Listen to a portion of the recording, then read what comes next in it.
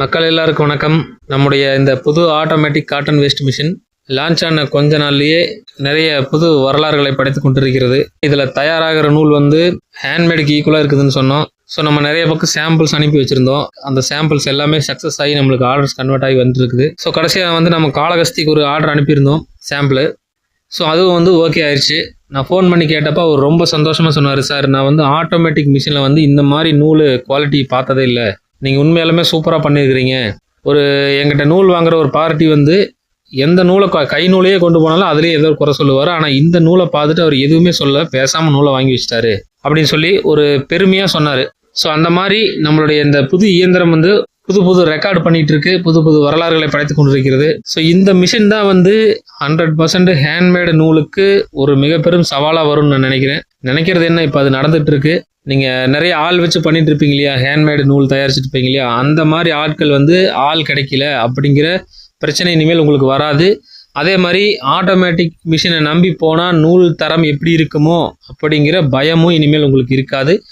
ஏன்னா அந்த ஆட்டோமேட்டிக்கில் பிரித்த நூலை ஹேண்ட்மேடுக்கு ஈக்குவலாக நம்ம கொண்டு வந்துட்டோம். 100 கணக்கில் ஆள் வச்சு ஹேண்ட்மேடு நூல் உருவாக்கிட்டு இருக்கிற நீங்கள் இப்போ பயப்படாமல் இந்த ஆட்டோமேட்டிக் மிஷின் ஒன்று வாங்கி போட்டிங்கன்னா 100 ஆள் தயாரிக்கிற நூலை இது ஒரே மிஷின் தயாரிச்சிடும். உங்களுக்கு அலைச்சல் மிச்சம், ஆள் கிடைக்கலையேங்கிற அவஸ்தை மிச்சம். ஸோ நம்ம ஆத்தூருக்கு மிஷின் அனுப்பியிருந்தோம், அதுவும் சக்ஸஸ்ஃபுல்லாக ஒரு நூலை ஓட்டி அனுப்பிட்டு இருக்கிறாரு.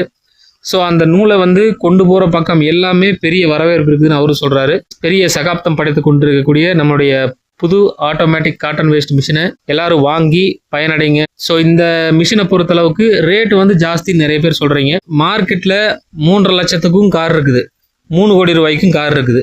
ஸோ அந்த 2 காருக்கு என்ன வித்தியாசம் அப்படிங்கிறது நீங்கள் வாங்கி ஓட்டி பார்த்தீங்கன்னா தான் உங்களுக்கு புரியுமே தவிர, விலையை மட்டும் கேட்டால் சத்தியமாக உங்களுக்கு என்ன வித்தியாசம்னு புரியாது.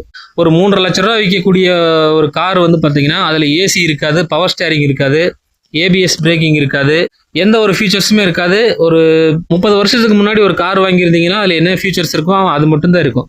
அதே ஒரு 3 கோடி கார் வாங்குறீங்கன்னா ஒரு பெரிய கண்டெய்னர் லாரி மோதினாலும் உங்களுக்கு எதுவுமே ஆகாது, நல்ல சேஃப்டியாக இருக்கும். ஏசி இருக்கும், பவர் ஸ்டேரிங் இருக்கும், எல்லா அட்வான்ஸ் டெக்னாலஜியும் கொடுத்துருப்பாங்க, ஏர் பேக் கொடுத்துருப்பாங்க. ஆனால் அதே 3.5 லட்ச ரூபா காரில் ஒரு சின்ன சைக்கிள் மோதினாலும் காரு அப்பளமாட்ட ஒடுங்கி போயிடும். இதுதான் ரேட்டுக்கு இருக்கக்கூடிய டிஃப்ரெண்ட். ரேட் அதிகமாக இருக்கிற எல்லா பொருளுமே குவாலிட்டியாக இருக்கும் அப்படிங்கிறத நீங்கள் புரிஞ்சுக்கணும். ஸோ நம்மளுடைய இயந்திர தரத்துக்கு இந்த ரேட்டு ரீசனபிள் தான்.